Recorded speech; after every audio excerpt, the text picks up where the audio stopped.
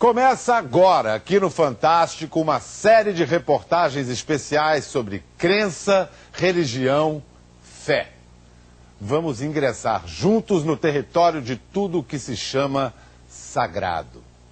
Um território mágico, sobrenatural, onde a realidade comum se transfigura e o homem ergue os olhos em direção a paisagens de outro mundo. O mundo do espírito, do eterno, do infinito.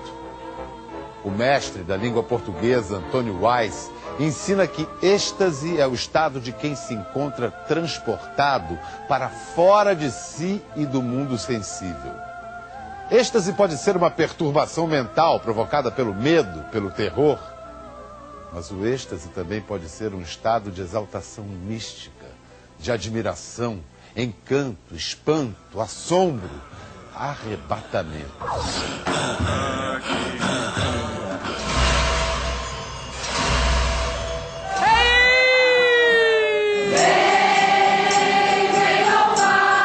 Os devotos buscam o êxtase em templos, terreiros, igrejas.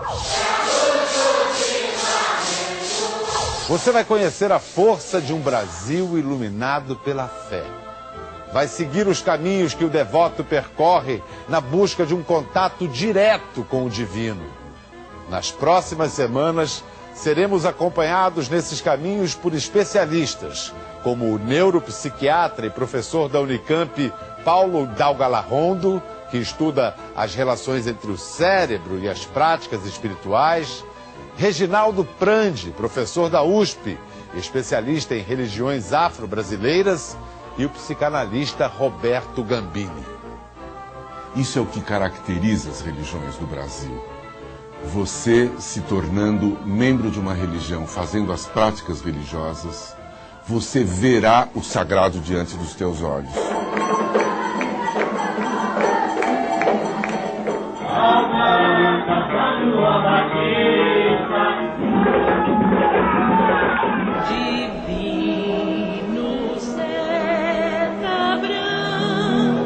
O primeiro destino desta viagem é o sagrado, o Vale do Amanhecer, em Brasília. Um lugar que mostra o quanto pode ser eclética a fé do brasileiro e onde o êxtase ocorre com a prática da mediunidade.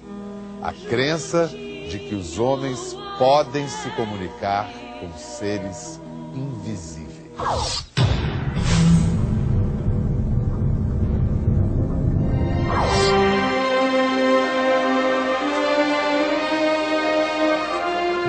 Esta é a primeira vez que uma equipe de TV é autorizada a filmar os ritos espiritualistas que ocorrem dentro do templo sagrado do Vale do Amanhecer.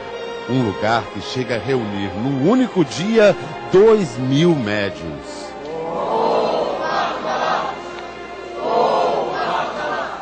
Na doutrina espírita, médium é toda pessoa que sente, em algum grau, a presença dos espíritos. Vamos formar a corrente. Neste lugar, logo na entrada do templo, os médiuns acreditam estar em contato com seres espirituais muito evoluídos, mentores invisíveis que canalizam suas forças através dos médiuns em benefício de alguém que está no meio da roda.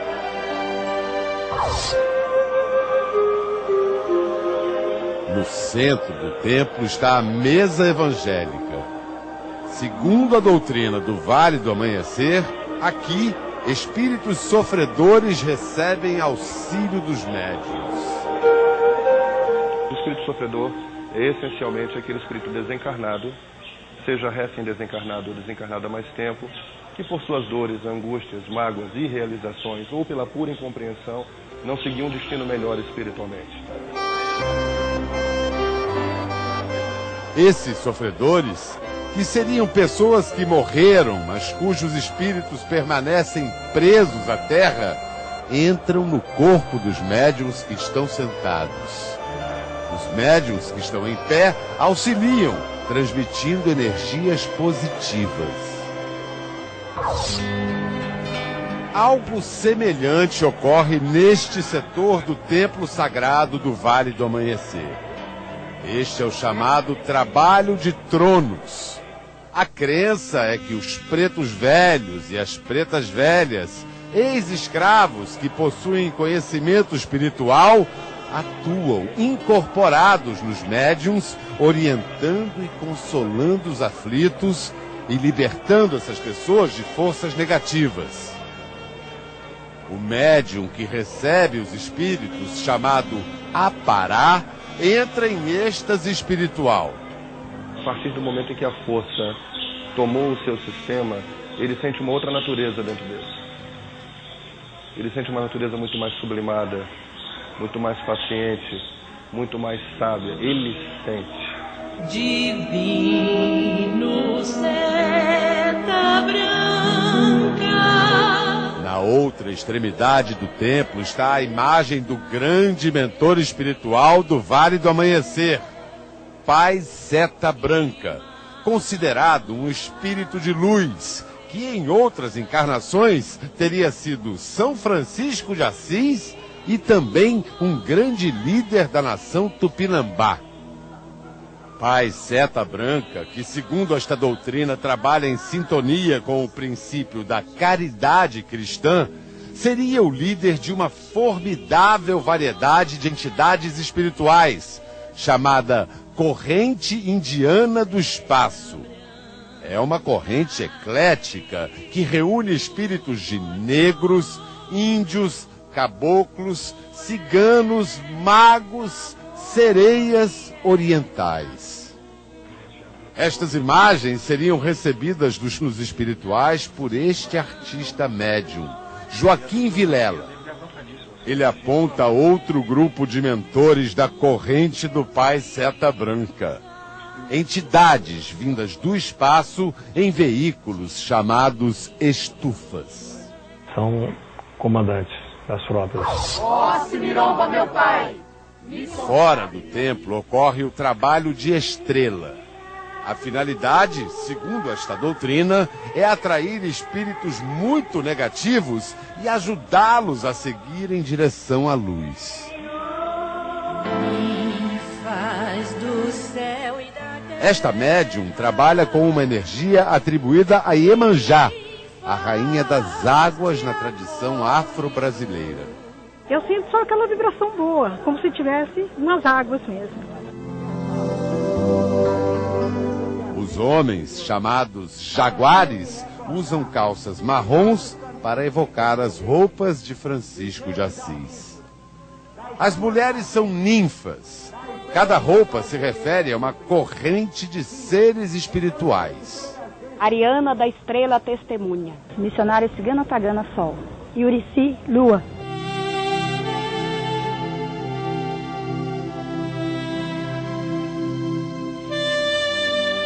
A origem vem do astral superior. Este lugar e esta doutrina nasceram dos olhos de Tia Neiva, líder espiritual do Vale do Amanhecer, tida como clarividente pelos seguidores desta linha religiosa. Me transporto e vejo coisas que Jesus me concede que eu veja. Tia Neiva morreu em novembro de 1985, há 20 anos.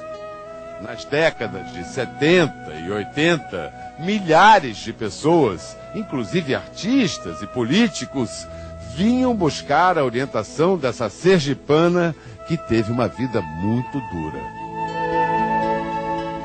Ela ficou viúva aos 22 anos e ela ficou sozinha com 4 filhos. Aí ela foi e tirou a carteira de habilitação. Foi a primeira motorista profissional do Brasil.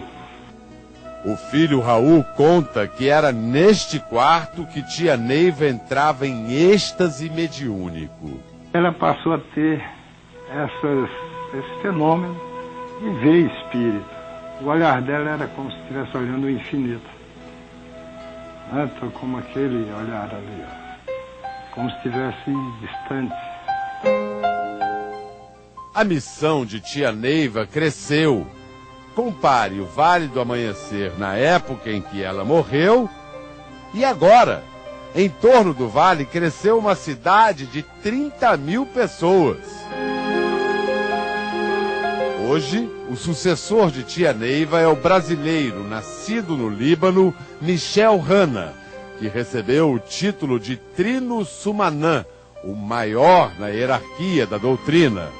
Ele foi um dos que ajudaram a criadora do Vale do Amanhecer a expandir esta missão, que hoje se espalhou por outros templos no Brasil e no exterior. É assim que ele define o êxtase da prática mediúnica. A mediunidade é uma voz direta do céu.